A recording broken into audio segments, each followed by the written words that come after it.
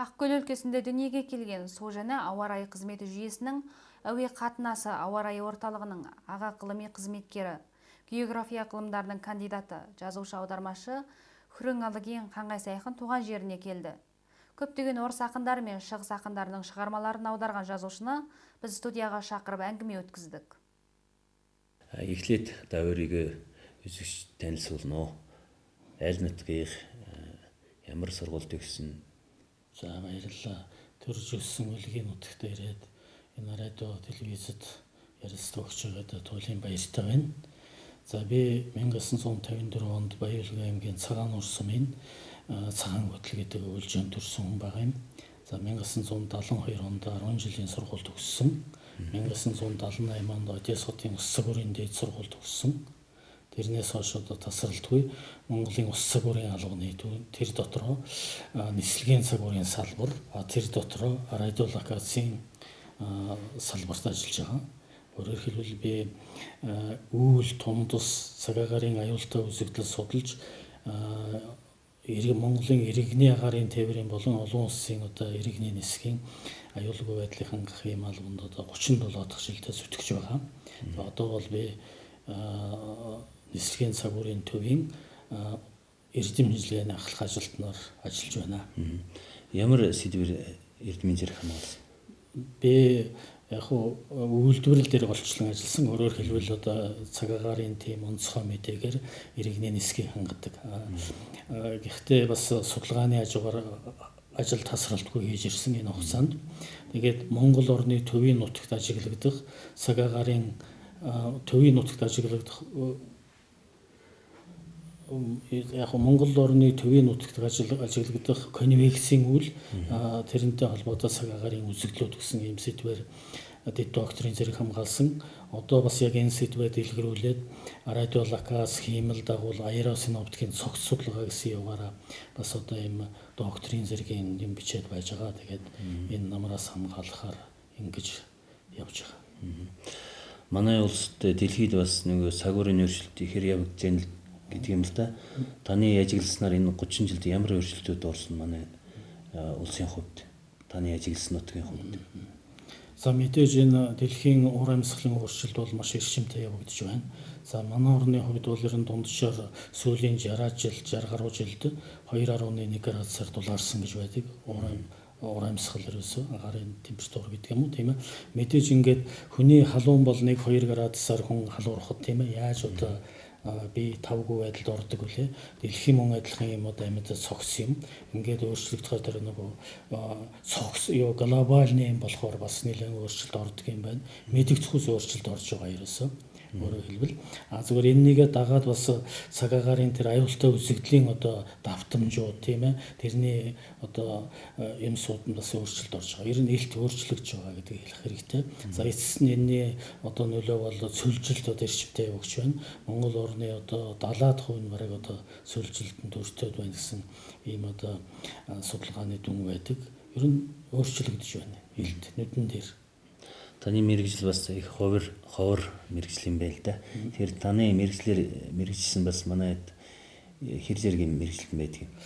За яг цагуурын радио локацийн судалгаагаар бол за би ганцаараа байна да. Одоохондоо яг боловсруулалтын талын тэр цагуурын аюултай үзэгдэл судалдаг энэ мөндөр эрчимтэй адар дунд саян сахалгаан цагуурын радио локацийн аргаар судалдаг хүний хувьд бол би одоо ганцаараа байна да. Ганц нэг шавнар бэлтгэсэн бас улсын их сургуульд багш олон жил хичээл заагаад тэд маань арай өөр одоо математик загварчил гэдэг юм уу тийм ээ хэд багны хугацааны прогноз тэр тал руугаа явчихад ингээд байдаг. Хамгийн сүүлд би сая Монгол орны төвийн нутгийн үйл тундас аюултай үзэгдлийн радио локацийн судалгаа гэсэн номыг сая гаргахын өмнө өнгөрсөн хэд хоногийн өмнө хэвлэлээс авлаа. За энд бол Монгол орны төвийн нутгийн одоо үйл тундасны судалгаа радио локацийн техникийн аргаар судалсан дүн бүрэн багтсан байгаа. Та энэ мэргэжлээс засуу бас уран зохиол зохиолч хүн байл да. Тий уран зохиолоор олон жил уралдаж бас юм бичиж их нэг өргөлжилсэн үг чөлөөг бичээд бас нэг Оросын бас дэлхийн зохиолчдын зохиолыг бас орчуулсан юм байна л да. Тэрний талаар бас ярихгүй. Энэ уран зохиол бол яг хөө миний бүр багын одоо сонирхол юм. 10 жилд байхдаа би энэ уран зохиол сонирхож энэ дэлхийн одоо Монголынхаа зохиолчид дэлхийн зохиолчдын зохиол бүтээлийг нэлээд уншсан. Манай тэр гэрлүүгөө явахсан нэг шар дэлгүүр гэж байсан. Тэрний хажууд нэг китапхана гэж тийм ээ. Номын сан байсан. Тэрэнд би очиж замдаа дандаа ном авч уншдаг байсан. Тэгээд тэнд байсан хүмүүс надаар бас шүлэг уншуулж уншигч зохиолчдын уулзалт хийхэд тэрнээр тавьж сонсгодог байсан. Тэгээд ч над ном бол одоо чөлөөтэй өгдөг байсан. Маш их ном уншсан да 10 жилд байхад. Тэр утгаараа бас уран зохиолд одоо илэгтэй болсон. Манай уран зохиолын багш нар одоо бас нэлээд одоо тийм биднийг бас тийм юмд хөтлөх хүмүүс байсан. Тайван багш гэж байсан, Өмөр заах багш гэж байсан, Аква багш гэж байсан, Ойд багш гэж байсан, Эрэмпэл багш гэж байсан, Гал Бадрах гэж багш байсан. Миний уран зохиолын багш нар. Энэ дундаас бол одоо би Өмөр заах багшийг бас их хэлмээр байна. Тэр хүн одоо Казак хүн бүртлээ Монголын уран зохиолыг маш нэвтрэх юм мэддэг. Тэр Дамдын сүрэнгийн одоо зохиолуудыг зааж байхдаа тэрний онцлогийг заагаад тэр зугаацхаар мордсон гэдгийг тэр үүлнийг яаж дүрсэлсэн. За тэгээд тэр нэг Янаг амаргийн тухай тэр интимна лирика гэж нэрлэдэг тийм ээ. Тэр шүлгүүдийг уншаад одоо цас шиг цагаан царай чинь одоо би чимхийн төд өгдөө хайр ягсан нэг яйдаа гэснийг энэ нэг дал дутхыг яаж гаргадаг тухай ингэж заажсан санаанаас гардаггүй юм. За тэгээд дараа нь одоо энэ манай Баяуулгийн одоо алдар зохиолч Ахтаан бүргэд найргал бас орж ирсэн. За энэ 50 гэж багш над заасан. Тэгээд энэ манай үлгийн зохиолчид ер нь Монголын уран зохиолд ер нь түүлсийн найргалыг ер нь анх удаа одоо жинхэнэ утгаар нь оруулж ирсэн хүмүүс гэж ингэж зааж яадаг байсан. Тэгээд тэр тийм сайхан найргалыг баасд орчуулсан шүү дээ тийм ээ. Тэгээд Алтан ноёлог улс аханд болвол юм алдар дүндэр таван богд ахан болон сүндэрлдэг юм агыгийн дэгдэх хөгсөн бүрүүл дүүн үлээ авхалжт Монгол залуус тугаад энд мандуулсан юм гэдэл ингээд сайхан яадаг тийм ээ. Тэгээд энэ бүхнийг ясаар байгаад би бас уран зохиолын амтанд ороод сөүлд өөрөө бичдэг болоод тэгээд оюутан байхаас эхэлж орчуулга хийдэг болсон. Хэдэн наснаас шүлэг шүлгийг бол 6 дугаар ангиас эхэлж бичсэн. Тэр бас тэр үед ганц өвлөг бичиг эхэлжсэн. Тэгээ яг хөө тэр багш нартай үзүүлж байсан л да. Энэ хоёр номонд одоо нэлээд орсон байгаа. Тэр бүх юм орсон ер нь баг. Анх зохиосон шүлэг бас таны санаанд байна уу? Байна. Тэр бол нэг юм 70-аад оны юу дундуур юм уу да нэг 4 сард ховд голоос усаваад ирэхэд ингээд усаваад ирэхэд энэ бүхэн уул маань ингээд сайхан манан бодонд өмчсөн байсан. Тэгээ тэрнийг хараад нэг ертөнц анх удаа ерөн бүрэлдэн тогтж байгаа юм шиг энэ санагдаад нэг л тийм шүлэг өчмөр санагдаад тий хамгийн сүүлчийн цас орсон хаврын тэр өдрийг мартаагүй гэж нэг юм шүлэг бичсэн. Одоо энэ бүрэн ихээр энэ номонд байж тэр хизээний сэхлээд нэг орчуулга хийж ирсэн. Орчуулга ямар хэлээр бичигдсэн нэг зохиолуудыг орчуулсан. За би ерөн голдоо орос хэлнээс орчуулдаг. Орос ерөн одоо Оросын яруу найрагчид за сүүлийн үед би бас энэ манай эсхий дургатны сонгодог Абаийн шүлгийг манай Монголдоос орчуулж 150 жилийн хаваагаар гаргах шаардлага гарсан. Тэр юунд бас хамрагдаад энэ Абаийнхаа юмсуудыг орчуулсан. Гэхдээ би Орос их талыг барьсан. Гэхдээ бас Казак ихтэй тулгасан. Ер нь нэг нөгөө байлахад ер нь социализмын үед Оросууд энэ манай Дунд Азийн ч гэдэг юм уу дэлхийн одоо зохиолыг маш сайн орчуулдаг байсан. Шинээнд нь тултал орчуулж маш одоо эквивалент хийдэг байсан. Тэрнийг би их бахархдаг юм. Тэгээд ер нь 3 дахь хэлээр орчуулахад бас алдаа баг гарах юм байна. Тэгээд дээрээс нь одоо жоохон тэр их хэлтэй тулгаад яаж хул ер нь гайгүй сайн болдго юм байна гэдгийг ойлгоод тэгээд тэгж ажилласан л да. Тэгээд яг хуу бас Казакаас орчуулсан зарим хүмүүсийн бас гар бичмэл дээр ажилласан бас ажиллаж байгаа. Тэгээд тэр ном одоохондоо бас болж гараагүй байна л да. Иймэрхүү байдалтай байгаа. За сүүлийн үед би бас унган Казак хэлтэй л ярианы Казак хэлтэй. Одоо харин ярьж чадхаа болсон байна. Чөлөөт ойлгоно. Тэгээд уран зохиолын хэл бас өөр шүү дээ. Тэр чинь ярианы шинжлэх ухааны хэл. Сүүлийн үед энэ юмсуудыг бас нэлээд үзэж сэгсэлж одоо бас ингэж ажиллах юм бодолтой байгаа.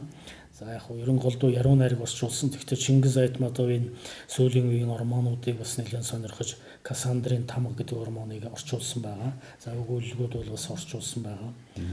Тэр уулс нурах цагаар гэж нэг ормон байгаа. Тэрнийг бас нэлээд уншиж одоо бас орчуулах юм бодол байгаа.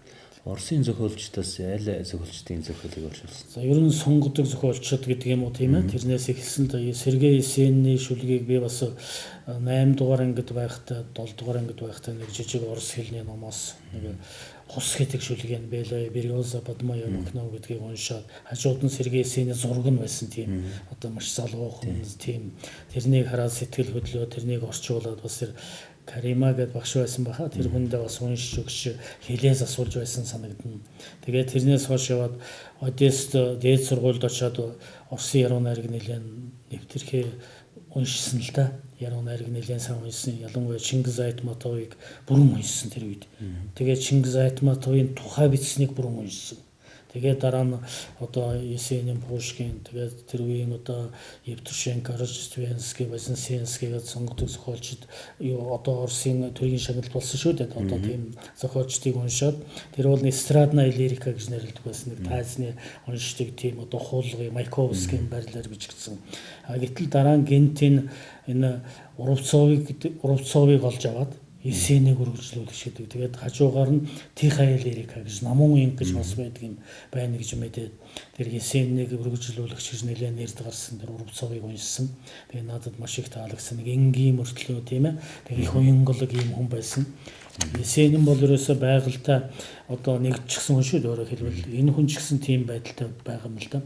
Ерөөсөө байгалийн хэлээр ярьдаг. Тэгээд энэ юмсууд надад таалагдаад тэгээд энэ хүнийг нэлээд уншиж тэгээд орчуулж ирсэн л дээ. Тэгээ яг ихэндээ бол нэг ном болгоё гэж бодоог байсан. Тэгээ сонин хэвлэлд өгсөөр байтал хуримтлагтай сүүлдээ юм ном болоод явсаар байгаа. Сая бас 11 онд энэ хүний шагналыг одоо Оросын зохиолчдын хэвлэлээс над болгосон доо. Тэгээ Николай Уровцовын нэрэмжит бүх Оросын утга зохиолын шагнал гэж байна.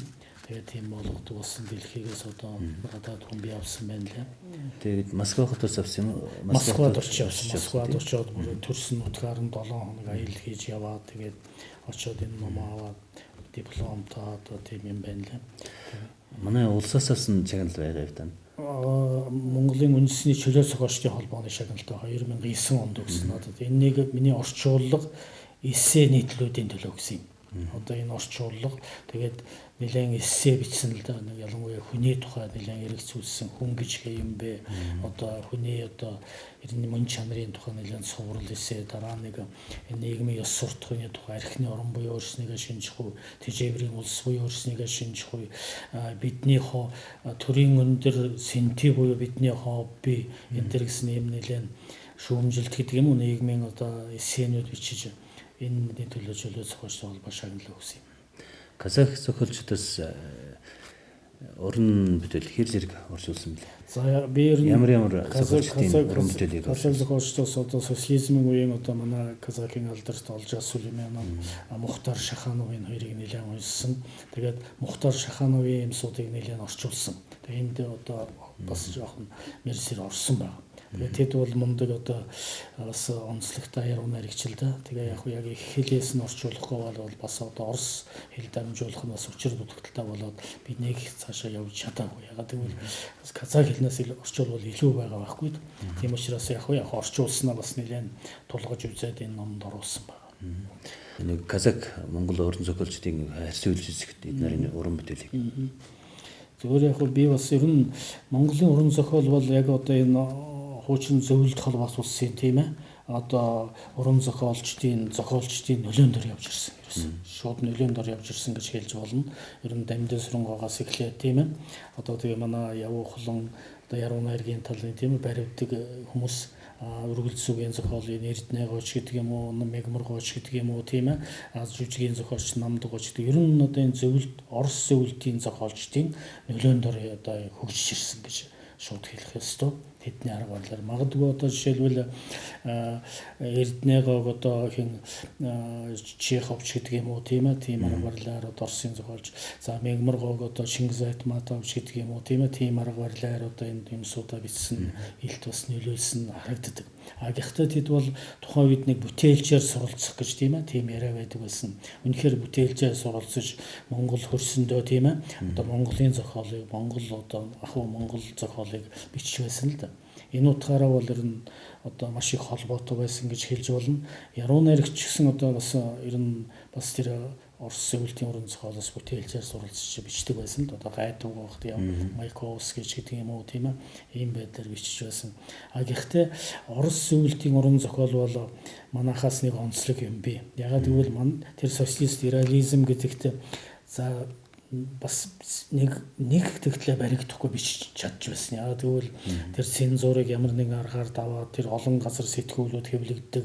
Тэрний энэ тэнд нь одоо аль сэтгүүлд өгдөг юм бас мундаг одоо хүмүүс ажиллаа дэлхийн уран зохиолын нэвтрхий мэддэг тэнтэй холбоотой хүмүүс ягаад манайхыг бодоход харьцангуй одоо тэр социалист реализмаас арай жоохон өөр байдлаар гадагшаа хальж гарч бичижсэн улсууд. Харин манайх бол тэрэнд нэлээд баригдсан да. Тэгээд тэр бол одоо хүмүүсийг маань бас жоохон чөдөр тушаа болж хүмүүсийг маань юм хийх одоо боломжийг хааж ирсэн гэж ингэж боддог юм. Гэхдээ ер нь яг хуу ер нь нэг төвшөнд явж ирсэн гэж би боддог юм. Бас тэр социалист реализмын аргын хувьд тийм ээ. Одоо жишээлбэл Эрдэнэ гойг бас Монголын уран зохиолын богино хөлгийн мастер гэдгийг нь зөвшөөрн тийм ээ. Тэр бол бас л одоо өндөр төвшөнд юм хийж авсан хүний нэг. За сэтэнд орж байгаа, нэмд орж байгаа гэх тийм ээ. Бас өөр урсгал, өөр арга маягаар бишиж бас одоо тухайн үеийн одоо шүүмжинд татварчж байсан тохиолдлууд бий л дээ. Тэр бол одоо өнгөрсөн түүх болон үлдэж байна. Та бол авайн чөлгүүдийг бас уршуулж ирсэн гэнэ л дээ.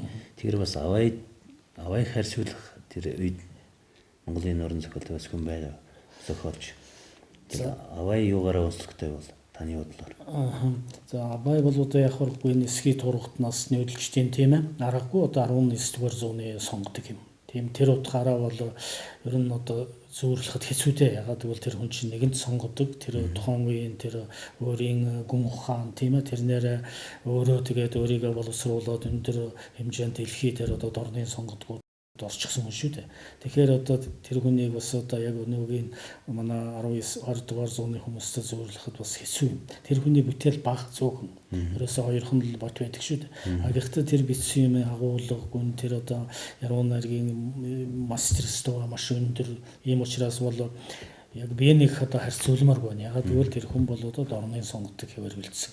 Юмыг орчуулж байх чинь одоо нэг бодлын их амар байдаг. Ягаад гэвэл тэр энгийн мөртлөө тэрний юмсуудын ягаад хийчихсэн. Гэхдээ нөгөө бодлоор их хэцүү байдаг. Ягаад гэвэл тэр чинь одоо гүн ухаан тэр хүний гүн ухаан учраас тийм очоод зөөрлөх аргагүй юм гэж би боддог бас. Тэр бол яг л тэр утгаараа л үлдэж байгаа. Эсхий тургатнуудын хувьд. За одоо таны өөрийн уран бүтээлийн талаар ярилцлага өргөжүүлээ. Тэгэхээр та хэдэн ном гарсан? Ямар уран бүтээлийн хэдэн нэг том уран бүтээл гаргасан бэлээ? Зүгээр яг хуу ер нь ажил мэрэгжлийн ингээд нийлэхэд 30 гаруй ном гаргасан байна. За энэний нэг 10-аад нь дандаа мэрэгжлийн номууд байгаа. Одоо их сургуульд хичээл орж байсан сурах хүчгийн хэмжээний тийм номууд байгаа. За бас тэгээд научно популярны гэдэг юм шинэ ухааны хэлбэрчүүлсэн юмсууд байгаа. За уран зохиолын хувьд бол би нэлээд хожуу гаргасан л да. 90-ад оны ихэр нэг анхны нэг ном нэг хамтын бүтээлээр нэг гарсан. Тэгээд тэрний дараа яг бас нэг ном аргацсан дуу гэдэг. Эхний ном маань хамтын бүтээлээр өндрийн салхи гэдэг нэг жижиг ном гарсан. Тэрэнд нэг хэдэн шүлэг явж байгаад тэр доктор ороод явчихсан юм байна лээ. Дараа нь бие даасан харагдсан дуу гэдэг нэг ном гарсан. Тэр бас нэг хэдэн шүлэг тэр номын өргөжил 2 хуваагдчихсан тийм ном. Дараа нь харин 40 насны хавар гэдэг арай илүү ном гарсан. Тэгээд дараа нь ээжийн шүтлэгт от гэж бүгдийг нэгтгэж гаргасан. Энэ яруу найргийн хэлбэрээр бичсэн маань бүгд орсон. Орчуулгач орсон байна. Дараа нь өргөлцөөгийн хэлбэрээр бичсэн нэг сэтгэлийн цэнхэр окторгоо гэдэг гаргасан байгаа. Тий. Одоо задгаа цагаан орчлон гэд бас юм одоо яруу найраг өгүүлэг, эссе, тууж, кино тууж, орчуулга хамтсан бас яг ийм хэмжээний ном гарч байгаа. Таны бүх уран бүтээлийн номууд багтсан юм уу? Энэ хоёр удаад. Багтав. Одоо 3 дахь ном нь гарч байна. Тэгээд дахиад бас жоох үлдэж байгаа. Тий. Та өөрийгөө өргөлжилсэн энэ зохиолч гэж хэлэх юм уу? Та өөрийгөө оршуулагч гэж алиг нь давмгай. За яг гоо ер нь манайх зүгээр би өөрийгөө нэг зохиолч орчуулагч гэж нэг хэлээгүй юм. За энэ нэг Монголын одоо сэтгүүл ялангуяа энэ сэтгүүл сонингууд бичиж эхэлсэн. Тэгээ энд утгасгал сонинд зохиолч орчуулагч гэж тавьж эхэлсэн юм. Тэгээд би за тэр утгаар нь явсан дараа нь Сүрэнжавга орчуулагч яруу найрагч гэж бас хэлж бичсэн байсан хүмүүс. За миний энэ нэлээд дөрөвтэй шүүмд гарсан Баастгоо нэг шүүмж байдаг юм анхны дуран майрлсан байна. Нутгаас гарсан хүн нэг номын тухай бичсэн байсан. Ялангуяа орчуулагын юм нэлээд магтаж бичсэн байсан. Дараа нь тэгээд тэр нэг цэвэн дурж гэдэг нэг эрдэмтэн залуу утга зохиолын цагуурч гэж бичсэн. Тэрэнд бүх талаараа оролдож хийсэн Монголын утга зохиолд жин дарж байна гэсэн ийм одоо үнэлт өгсөн байгаа. Тэгээд тэр эцэстээ бол яг хөө би зохиолч орчуулагч гэж одоо сонин хэвэл тавьдаг учраас тэгж л боддог. За яруу найрагч гэдэг бол тэр бол яг тусдаа жинхэнэ зөвхөн л шүлэг бичдэг, шүлэг яруу найраг бичдэг тийм ээ. Тэрнээрээ бүр одоо нэлээд өндөр төвшөнд хүрсэн хүмүүс хэлдэг байх л да. Өөрөөр хэлбэл одоо яруу найргийн хэлбэрээр илэрхийлсэн бүтээл маань энэ гэж. Гэхдээ бас энэ өндөр урлагийг тэгж гомо хомо хандж болохгүй. Тэр утгаар нь байлгах гэж хичээдэг. Сүүлийн үед бичиж байгаа юмсууд арай өөр юм байгаа л да. Ярилцлагын сүлд та хоёрын нэг шүлгийг үзэгчд уншиж өгнө. За тэгээ баярлалаа. Намхан нарсан байшингийн бясхан сонхоор намар цагийн байгаль харагдах шиг санагдана. Самовар тавьсан ширээн дээр идэлгээстэй саяхан аягалсан сайны уур савших шиг харагдана. Сэргээ Есенин ижитэйгээ хоёулахнаас уун сэтгэлийн давлгаа хариасан шүлгээ уншин тосхны сүүлчийн яруу найрагч би хэмээн тохиосон заяанда ирдсэн шүлгээ урсган чих хатуу өтлөг нь саваагүй хүүгээ билэн чимээгүйхэн гараараа чихээ сарвчлан суун өтөл их найраг сонсох биш хараад дээгүүр өөр бодол тархинд нэргэлт нүгэлтэй чамааг шүлэгчингээс чамааг тэр муу нэрхтээ чамд нөхөрлсөнгээс чаавас гэж харамсалтай ихнэр хөөгч үгүй гэж бодно эхийн сэтгэл харуусал гониг нөмөрн туулийн сэргэлэн хүүгээ өрөвдөн хайлан тунгалаг бүлээн нулимсаа нуусхан унгон Орос гэдэг богинохон нэрхтээ орчлон дэлхийн 6-ны нэгийг онгон шүлэгчийн бүх цогцоор онцолж магтсаар байх юм. Даан чирдүү найрагчийн шүлэгийн уянгалн даамаа хайртай ихийнхэн сэтгэл бөмбөрн орчлонд бэлэг танхаа найрагч хүүдэрүүлсэн Орос ихийн гавьяаг би юугаар үнэлэлтэй билээ. Битүү хашаанаас мал туох шиг битгий намайг хөдлөх гээ хэмээн угийн жаахан зөрөөд хүн шүлгээ уншин уйхан сэтгэлд ихийн бодол хаяа зөрчилдөн цөөрөм дээрх гэрэлт гурван удгэлтэй цайрах ус ижимэн гунигийг хөнгөлн шүтэн болсон мөрүүдээс сэргээ урсган шүүрс алдах ихийн сэтгэл сая тайвширн намхан нарсан байшингийн бяцхан сонхоор намар цагийн байгаль харагдах шиг санагдана самовар тавьсан ширээн дээр идэлгээстэй саяхан аягалсан сайны уур савсах шиг харагдана сэргээ Есенин ижитэйгээ хоёулахнаас уун сэтгэлийн давлгаа халиасан шүлгээ уншин найргийн диваажинд бэлэг танхаа хүүтэйгээ омбосон насан өтлөхийн жаргалыг би юутай зөвлөлтэй бэ. За баярлалаа. Танд уран бүтээлийн хэмжээр амжилт хүсье. За баярлалаа.